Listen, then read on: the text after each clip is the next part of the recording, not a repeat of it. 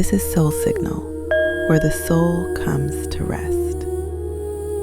My name is Patrice. In a moment, a story will begin. You don't need to do anything with it. You don't need to remember it, or carry it, or learn from it. Only let it move through you, the way water moves through open hands. You have been proving yourself for a long time. Not loudly, not dramatically. The quiet, constant work of it, arriving at every room already in motion, already justifying, already explaining why you are here before anyone has asked. The particular posture of a person who has learned not to assume, who knocks twice before entering, who apologizes before she is through the door. Tonight, you don't have to do that. Tonight, there is a house, and it was ready before you arrived. Not for any particular reason, not because you earned it, because that is simply how this house works. Find where you are lying right now, the weight of your body against the surface beneath you, how the surface accepted that weight, without question, without condition, without waiting to see if you were enough. You did not have to prove yourself to the mattress. It simply held. Your shoulders, the place in your chest where the bracing lives, the jaw, the hands that have been ready. Let your hands open, not a decision, just a noticing. The fingers uncurling, the palms facing up, the particular stillness of hands that are no longer reaching toward anything or waiting to deflect something. Breathe in and out, longer than the in. The body exhales when it remembers it is allowed to. Again, in and out.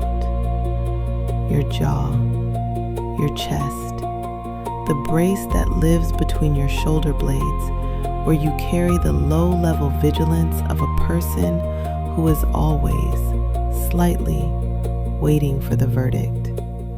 You don't have to wait for it tonight. One more breath, in and out. You are here. There is a house at the end of a lane. The light in its window has been on for a long time. Let's go. The lane is narrow and old, stone underfoot, irregular, the kind of surface that was not designed for hurry. Each stone slightly different in height, the foot adjusting without decision, the pace slowing because the ground itself requires it. Hedgerows on both sides, dark and dense, and above them the sky is the particular blue-black of a night that has settled fully in, not transitioning, just night, complete. The stars visible where the clouds have parted, and the air carrying the smell of soil and something green, and the particular cold of a place that is far from anything loud. At the end of the lane, a house, not large, not grand, the kind of house that has been in one place long enough to have become part of the landscape, the stone darkened with years, the garden around it growing in the specific way of things that are tended without being controlled. The gate at the front standing open, the way gates stand when they have been open for longer than anyone remembers closing them. In the window, a light, warm amber, a lamp inside, behind old glass, making the window glow from within the way windows glow when a room has been lived in and lit for a long time. Not a light left on by accident, a light that belongs to the room it is in. You come through the gate. The path to the door is short. The door itself is heavy wood, old and dark, with a handle worn smooth in the shape of a hand that has opened it 10,000 times. You reach for it. The warmth arrives before you step through, before the door is fully open, before you have crossed the threshold, before you have said anything or done anything or explained why you are here. Heat from inside, from the fire that has already been burning, reaching you before you arrive. You step inside. The entrance is small and warm, flagstone floor, the stones dark with age, a low ceiling, walls the color of old cream, a coat hook by the door, 2 coats already hanging there, old ones, the wool kind that gets softer with years, not belonging to anyone currently present. A small table with a lamp, already lit, the flame low and steady in its glass. The fire is in the next room. You can hear it, the low, consistent voice of a fire that has been burning long enough to have found its rhythm. Not crackling loudly, not just starting, the sound of something settled. You go through. The main room is low-ceilinged and warm, the fireplace taking up most of one wall, the fire inside it burning steadily at a height that is neither too large nor dying down. In front of it, a chair, high-backed, upholstered in something dark and worn, angled toward the hearth at the exact degree that someone would angle a chair if they were going to sit in it and face the fire and not have to turn their head. The angle is already right. On the arm of the chair, a blanket, folded once, not thrown, placed with the particular deliberateness of something left ready. Dark wool, heavy, the edge of it hanging over the arm of the chair in exactly the position where a hand would reach for it without looking. You stand in the doorway. The fire burns. The chair waits. On the kitchen table at the far end of the room, a bowl. One bowl. 1 cup beside it. A folded napkin. A spoon laid straight. Bread on a board, cooling. The particular smell of bread that has come out of the oven recently enough that the warmth of it is still in the air. Hours ago, maybe. Not today. But not so long ago that the house has forgotten. You look at the single place setting. 1. Not 2 in case someone came. Not a full table that happens to be mostly empty. 1. Set with the specific economy of a table laid for exactly the number of people expected. The kettle on the stove is warm to the touch. Not hot, not recently boiled.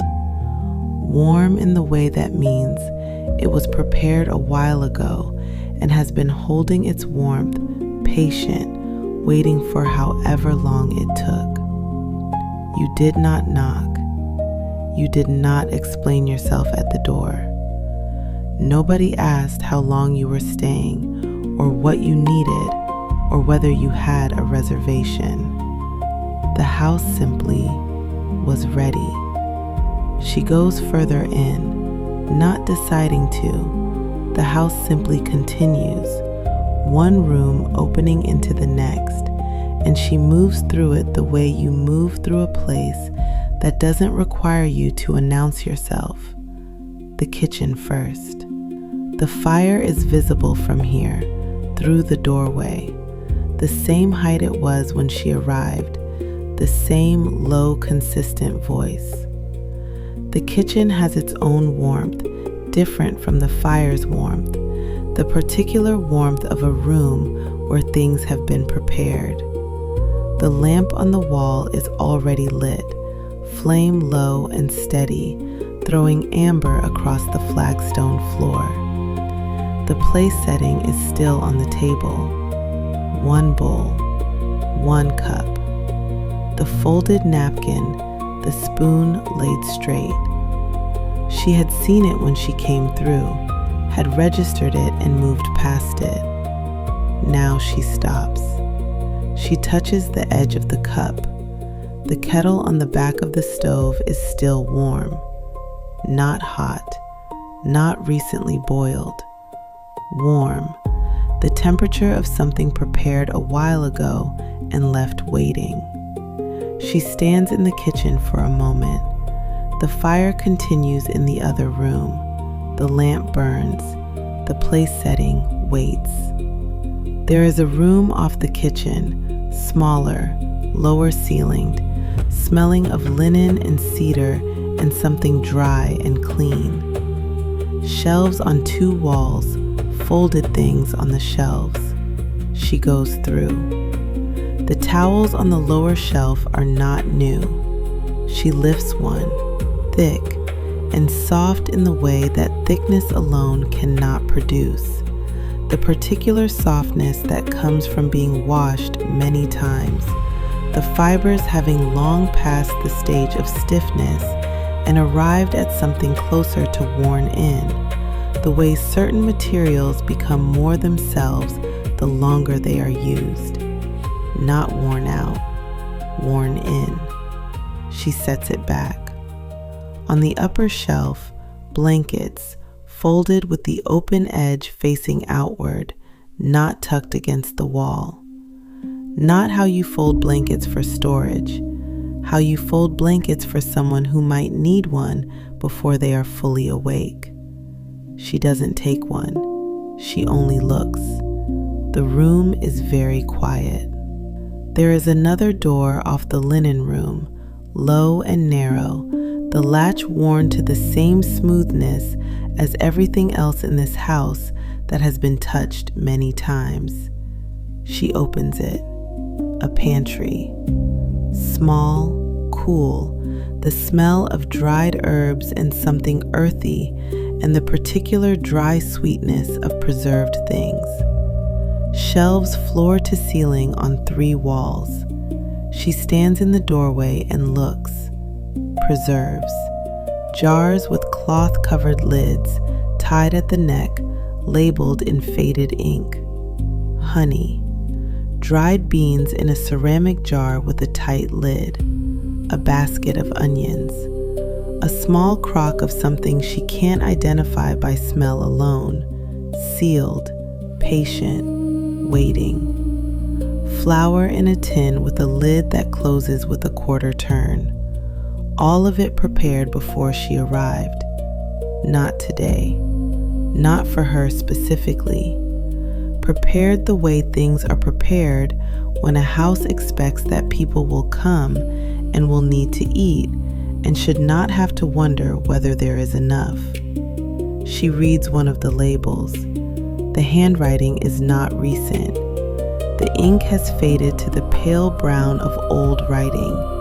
Someone wrote this months ago, or longer, and set the jar back on the shelf and did not ask when it would be needed.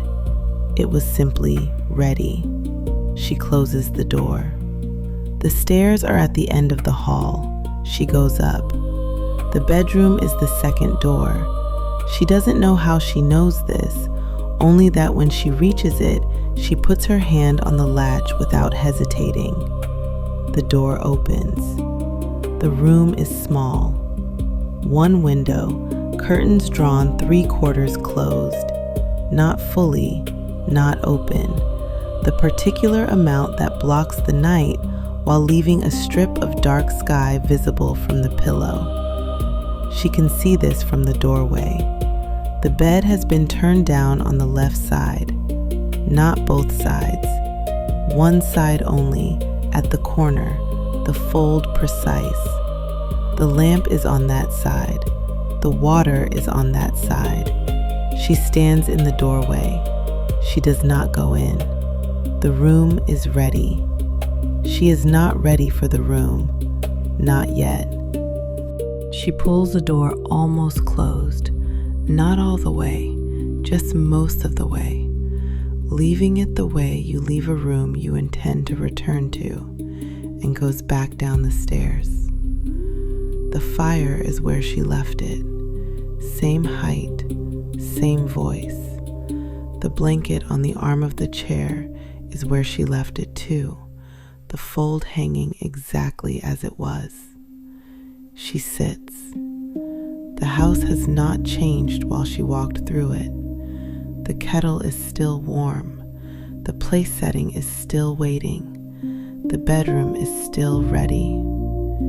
She sits with the fire in front of her and does not try to understand it.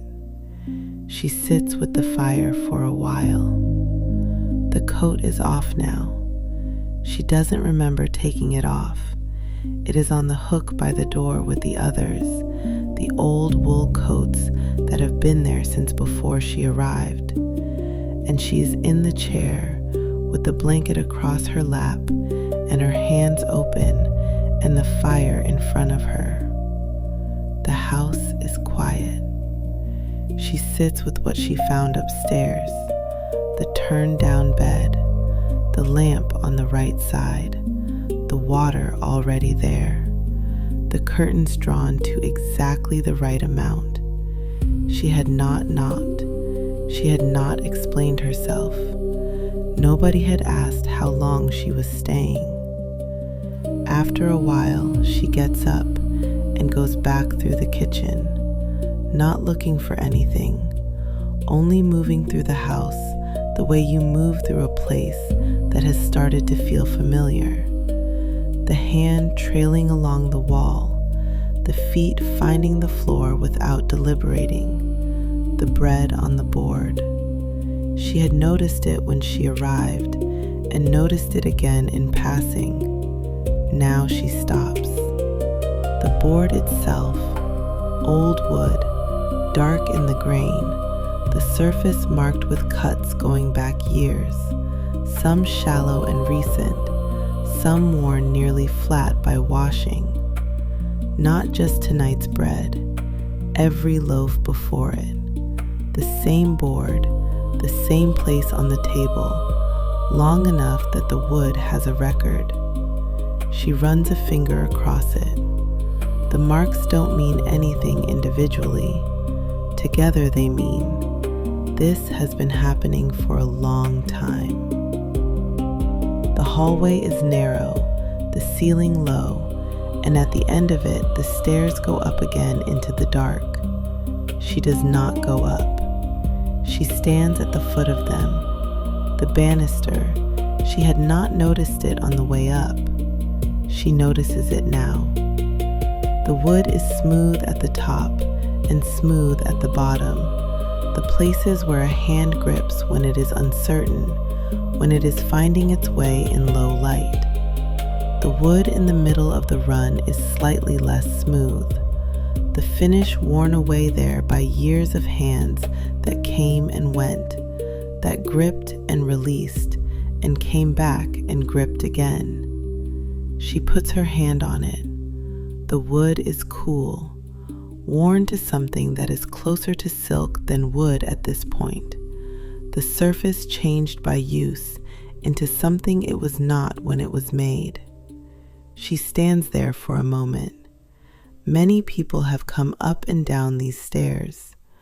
None of them were asked to prove they belonged here before the banister held them. On the wall beside the kitchen door, a hook she had not seen before, lower than the others, set at the height of a child's coat.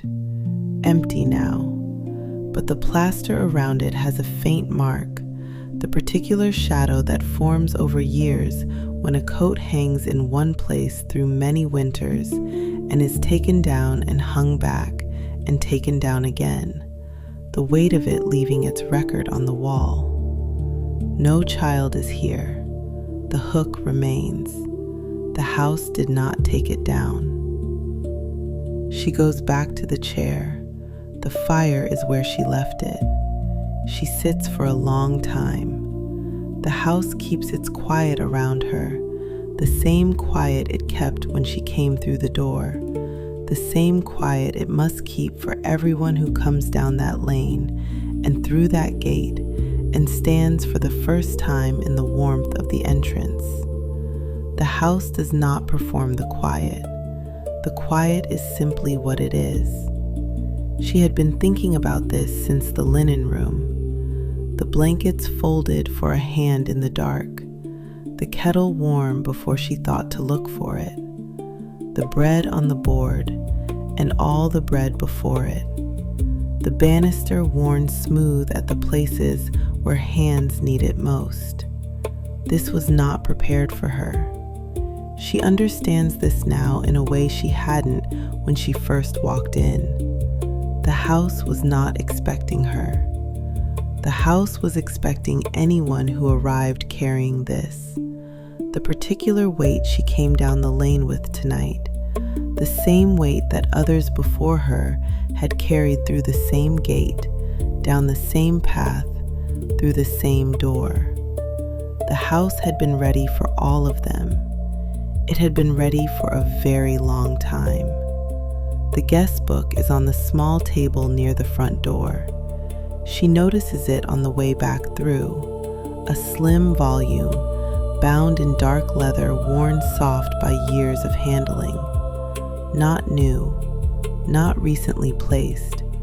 It belongs to the table, the way everything in this house belongs to where it is, by long familiarity, by having been here when the previous thing was here and the thing before that. She opens it. The entries go back a long time. Different hands, different inks. Some faded to pale brown, some still dark. Short entries, most of them. The handwriting of people who wrote what they noticed and stopped when they had said it. Arrived after midnight, the lamp was still on. I didn't know what I was looking for. The table was set for one. The window in the back room was open exactly the right amount. Stayed 3 nights. The kettle was warm every morning before I came downstairs. I thought I had to explain myself when I arrived. There was no one to explain to. The house was just ready. Arrived exhausted, left lighter. The chair by the fire was angled the way I would have angled it. I only meant to stay 1 night. Nobody asked why I came. She turns through more pages. The handwriting changes. More hands, more years. The ink in some entries so faded it takes a moment to read. But the observations return to the same things. The fire, the kettle, the single place setting, the chair. All of them noting it with the particular economy of words people use when something they did not expect turns out to be true. She turns to the most recent entry, the ink still dark, the page still clean at the edges. I kept waiting for the catch, for someone to come and tell me I had the wrong house, or that there was a mistake, or that I'd taken something that wasn't meant for me. Nobody came. The fire kept burning. On the last night, I finally stopped waiting. She reads it again. Then she turns back, not to the beginning, but somewhere in the middle, and finds an entry that stops her. The bread was warm. The blanket was heavy. I have been cold for a long time. 4 lines, no date. The handwriting careful, as if the person writing had not written for a while and was relearning. She closes the book, sets it back on the table. The last page had a ribbon marking it. Not her page, not anyone's page specifically, just the last page that had writing on it. The ribbon is there for whoever comes next, for whoever opens it after her. She looks at the table again. Beside the guest book, something she had not noticed when she came in. A small card, folded once, standing upright against the wall. Plain, no name on the outside. She opens it. Inside, a single line in the same careful hand as the house's other preparations. The fire will be ready in the morning. She reads it twice. Not the fire that is burning now, tonight's fire, the one she found already going when she arrived. The morning fire, a fire that has not been lit yet, for a day that has not come yet, for a guest who has not yet woken. The house is already preparing for tomorrow. She sets the card back where she found it. She goes back to the fire.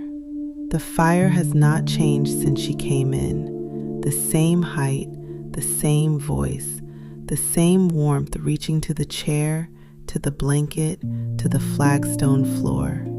The blanket is where she left it. She sits. The guest book goes back further than she could read in one sitting. Every entry notes the same thing, in different words, in different years, in different hands. The house was ready. It is always ready. It does not prepare for people who have proven themselves. It prepares for people who arrive. The fire burns. She has been sitting beside it for a long time now. Long enough that the cold she arrived with, the cold of the lane, of the night air, of the particular chill she carries in her chest when she has been bracing for a long time, has gone. Not released, simply gone. The warmth replaced it without her noticing the exchange. Her coat is on the hook. Her hands are in her lap, open. She is not waiting for anything. This is a different thing from what she usually feels when she is not waiting for anything. Usually the absence of waiting is a held breath, a pause between one vigilance and the next. This is something else. The fire burns, the house is quiet, and there is nothing coming. The lamp in the entrance is still burning. She can see the edge of its glow from the chair, around the door frame, the particular warm amber of a lamp that has been burning all evening and will burn all night. It does not dim. It holds. The bread smell has settled into the background of the room's other smells. Old wood, wool, the dry warmth of a fireplace that has been in use for a very long time. She has stopped noticing it as bread and started noticing it as the smell of the house itself, the accumulated warmth of many evenings, many arrivals, many people sitting where she is sitting now. The fire makes its low sound. Her eyes are heavy. After a while, she stands. The house is dark except for the fire and the entrance lamp and the low light coming from upstairs. She realizes only now that the lamp in the bedroom is still on, the low nighttime lamp on the right side of the bed. It has been burning all evening, waiting for her, the way the fire has been burning, the way the kettle was warm, the way the gate was open. She goes upstairs. The bedroom door is still almost closed, the way she left it. She opens it. The room is exactly as it was. The bed turned down on the left side, the fold precise at the corner. The lamp on the right turned low. The glass of water, still there, still cool. The curtains 3/4 closed. The strip of dark sky still visible through the gap. She stands in the doorway for a moment. She does not wait for permission. She goes in. The floor is cool under her feet. The boards worn smooth in the path from the door to the bed. Many feet, many nights, the same short walk. She sits on the edge of the bed. The mattress takes her weight without comment. She looks at the lamp for a moment, then at the strip of sky in the window. Outside, the garden is dark. The gate is still open. She lies down. The blanket is heavy and has been warmed by the room. She did not do anything to make it warm. It was warm when she reached for it. She pulls it to her shoulder, and the room settles around her. The lamp burning low, the sound of the fire faintly below, the cold coming in through the 2 inches of window, the particular quiet of a house that has been holding people for a very long time and knows how to do it without making a sound. Her body is very heavy, the pleasant heaviness of a body that has been held long enough to stop bracing. The shoulders not relaxed exactly, stopped anticipating. The difference is subtle and real. The fire burns below, its low voice carrying up through the floorboards, through the old wood, into the room where she is lying. She cannot see it from here, but she can feel it. The warmth of the house holding steady around her. The same warmth that was here when she arrived. The same warmth that will be here in the morning. Her breath in, her breath out, slow, longer than the in.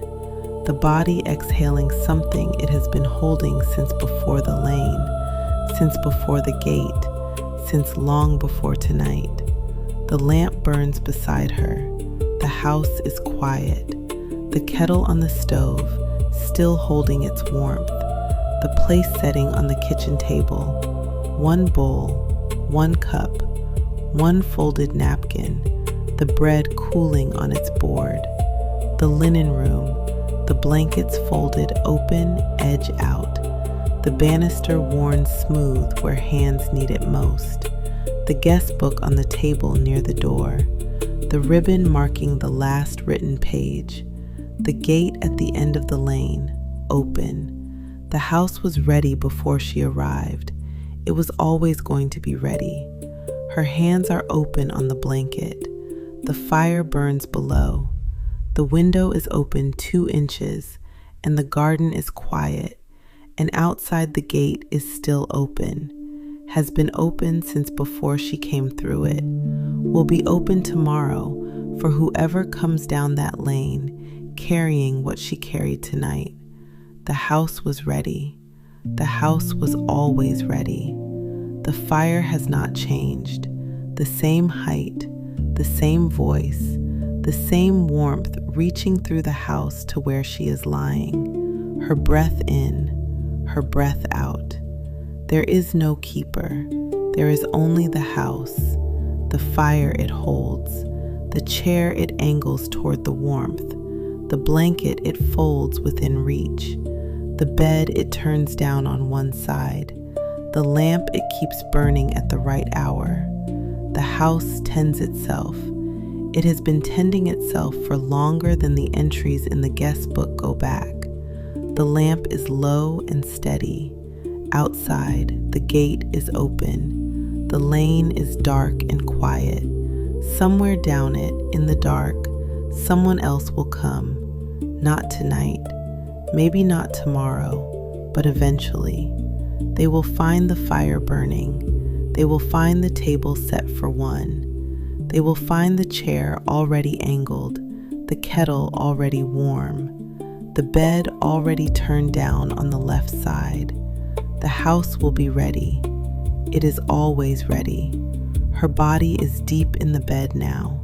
The blanket across her shoulder, the fire below, the lamp beside her, the cold coming in through the 2 inches of window, just enough. The house holding the warmth and the cold both, the way it holds everything, without commentary, without condition, without waiting to see if she deserved it. She is very close to sleep. The house was ready. The fire did not ask. The kettle did not ask. The place setting did not ask. The linen room did not ask. The pantry did not ask. The bed did not ask. The blanket did not ask. The gate was already open. The fire will burn while you sleep. The lamp will hold its low light through the dark. The window will stay open 2 inches, the right amount of cold, the right amount of night. In the morning, the fire will be ready. The house tends itself. The gate is open. You are allowed to rest. Sleep now. You were expected. You have always been expected. Rest here as long as you need.